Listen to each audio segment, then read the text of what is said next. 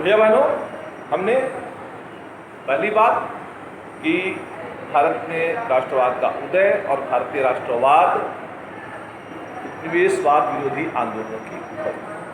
तीसरा हमने बताया कि भारतीय राष्ट्रीय कांग्रेस की स्थापना के बाद से यहाँ पर राष्ट्रवाद को माना जाता है, राष्ट्रवाद के उदय को दिखाया जाता है। तो हमने बताया था कि भारतीय राष्ट्रवाद 1857 से शुरू हो गया था, लेकिन सामान्यतः कांग्रेस की स्थापना से हम लोग पढ़ना चाहते हैं, पढ़ाना चाहते हैं, किताबों में ऐसा ही बताया जाता है।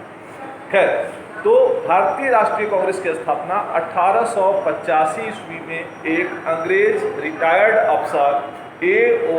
ह्यूम ने किया था, बंबई में दिसंबर 1850 में। उसके प्रथम अध्यक्ष सर उमेश चंद्र बनर्जी, जिन्हें हम व्योमेश चंद्र बनर्जी बंगला में, और उसके बाद प्रतिवर्ष कांग्रेस की बैठक देश के किसी न किसी हिस्से में होती और नया अध्यक्ष चुना जाता और अगले एक वर्ष तक उसकी अध्यक्षता में कांग्रेस काम करती। शुरुआती दौर में कांग्रेस का मुख्य काम बैठकें करना और देश की समस्याओं को सरकार के सामने विनम्रतापूर्वक रखना, जिसे बाद के नेताओं ने गलत माना। इसलिए कांग्रेस के काल को हम 3 भाग में बांटकर अध्ययन करते हैं। हमने पिछले वीडियो में ये बता दिया। एक उदारवादी काल, जिसमें 1885 से 1905 तक के कांग्रेस के कार्यों को हम शामिल करते हैं, और इस काल के जो शुरुआती नेता थे वो विदेशों से पढ़े लिखे समाज के उच्च वर्ग के लोग थे, चाहे सुरेंद्रनाथ बनर्जी हो, उमेश चंद्र बनर्जी हो, दादाभाई नौरोजी हो, फिरोज शाह मेहता हो, महादेव गोविंद रानडे हो या गोपाल कृष्ण गोखले।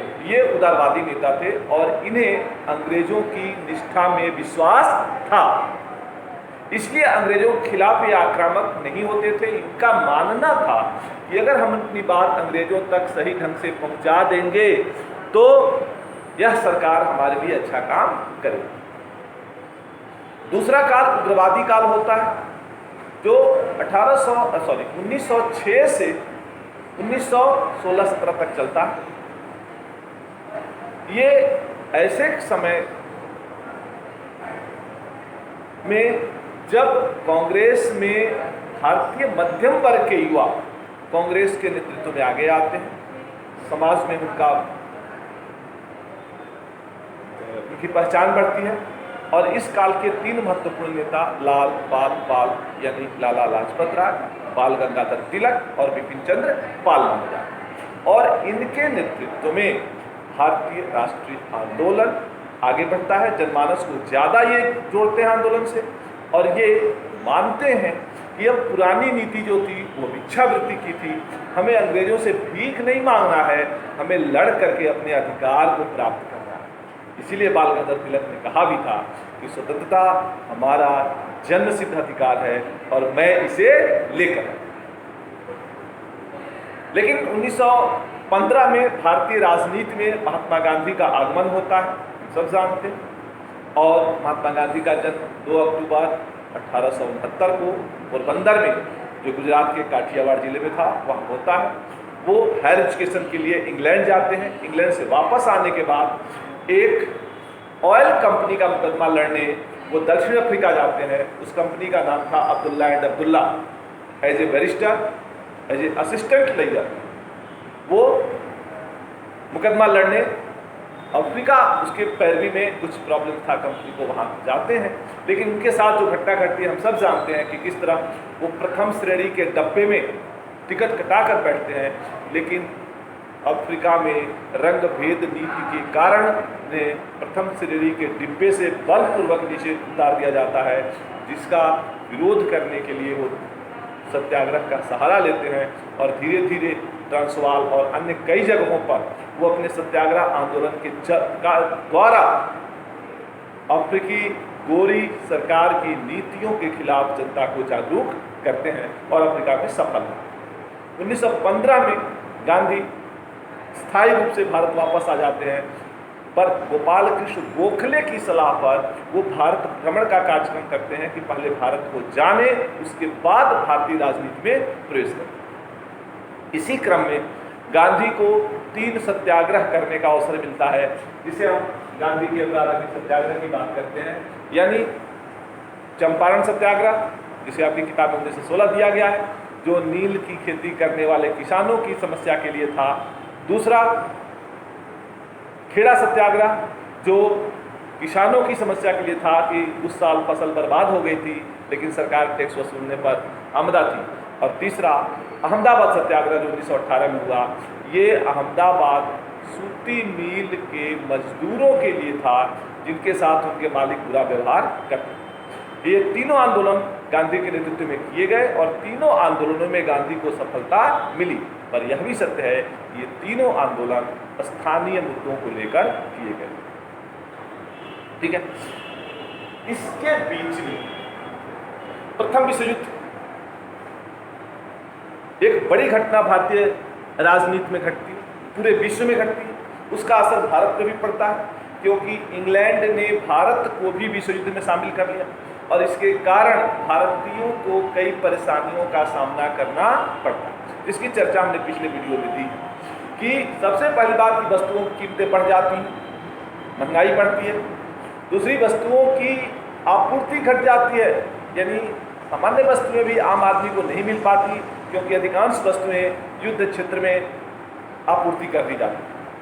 तीसरी सबसे बड़ी परेशानी हुई कि युद्ध जैसे जैसे लंबा खिंचा, भारतीय युवाओं को भी बलपूर्वक सेना में भर्ती किया जाने लगा, जिससे हमारे युवा वर्ग में आक्रोश हुआ। चौथी बड़ी समस्या हमने बताई थी कि भारतीयों पर टैक्स बढ़ा दिया गया और उस टैक्स के कारण भारतीयों की कमर टूटी, जो पहले से ही काफी खराब स्थिति में थे। इसी काल में कुछ नए कर, जैसे इनकम टैक्स, आयकर, जो आज हमारा एक महत्वपूर्ण कर बना हुआ है, इसी प्रथम विश्व युद्ध काल में ब्रिटिश सरकार ने भारतीयों पर थोपा था। तो इन सब कार्यों से हमारे मन मस्तिष्क पर ब्रिटिश सरकार के प्रति आक्रोश था, हमारी कठिनाइयां बढ़ गई। फिर भी मन में एक आशा की किरण थी कि विश्व युद्ध के समाप्त होने के बाद सरकार हमारी इन समस्याओं का समाधान करेगी।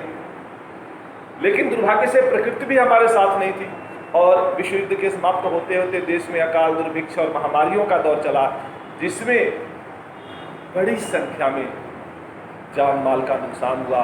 और आपको जानकर ताज्जुब होगा कि देश के इतिहास में पहली बार 1911 की तुलना में 1921 में हमारे देश की जनसंख्या घट गई। लेकिन विश्व युद्ध के बाद जो हमें अंग्रेजों से अपेक्षा थी वो नहीं मिली। कहाँ तक हमारे घावों पर वो मलहम लगाते, उल्टे हमारे घावों पर उन्होंने नमक मिर्च का पाउडर लगाना शुरू किया, जिसका प्रत्यक्ष उदाहरण, ज्वलंत उदाहरण रॉलेट एक्ट। लेकिन इसके पहले थोड़ा सा शॉर्ट में हम फिर रिवाइज कर दें, हालांकि वो भी वीडियो भेजा हो, इसलिए सब आज हम रिवीजन ही भेज रहे हैं, बता रहे हैं आपको, ताकि आप उसमें आवाज़ थोड़ी साफ नहीं गई है तो आप इसको अच्छी तरह समझ ले, जान कि गांधी का सत्याग्रह का विचार सत्य और आग्रह 2 बिंदुओं पर टिका था। और गांधी का मानना था कि हमारा सत्याग्रह सक्रिय है, निष्क्रिय नहीं है, और दृढ़ इच्छा शक्ति वाले ही हमारे इस सत्याग्रह के विचार को फॉलो कर सकते हैं। कमजोर, कायर इस विचार को फॉलो नहीं कर सकते। और गांधी ने बार बार कहा है कि हमें व्यक्ति से नहीं बल्कि व्यक्ति के अंदर छिपी हुई बुराई से घृणा करनी चाहिए और उसकी बुराई को दूर करने के लिए हमें उससे प्रेम करना चाहिए। अगर कोई हमसे नफरत करता है तो हमें उसे प्रेम करना चाहिए और अपने प्रेम से उसकी नफरत को भी प्रेम में बदलने का प्रयास करना चाहिए। और अगर हमारे प्रेम के बावजूद उसकी नफरत कम नहीं होती है तो दोष उसकी नफरत का नहीं, दोष हमारे प्रेम का है कि हमारी प्रेम ने वो अग्नि पैदा नहीं की कि उसके नफरत को जलाकर भस्म कर दे। यानी हमें अपनी प्रेम की अग्नि को और बढ़ाना चाहिए, ये गांधी का विचार। इसीलिए वो कहते थे कि कोई एक गाल पर चाटा मारता है तो दूसरा गाल भी हमें सामने करना। ठीक है, तो इस तरह से सत्याग्रह के विचार काफ़ी लोकप्रिय है, पूरी दुनिया में आज इसका रिसर्च हो रहा है और पूरी दुनिया में गांधी का सत्याग्रह आज पॉपुलर है। इस वीडियो में इतना ही। अगले वीडियो में हम आपको रॉलेट एक्ट के बारे में भेजेंगे। धन्यवाद।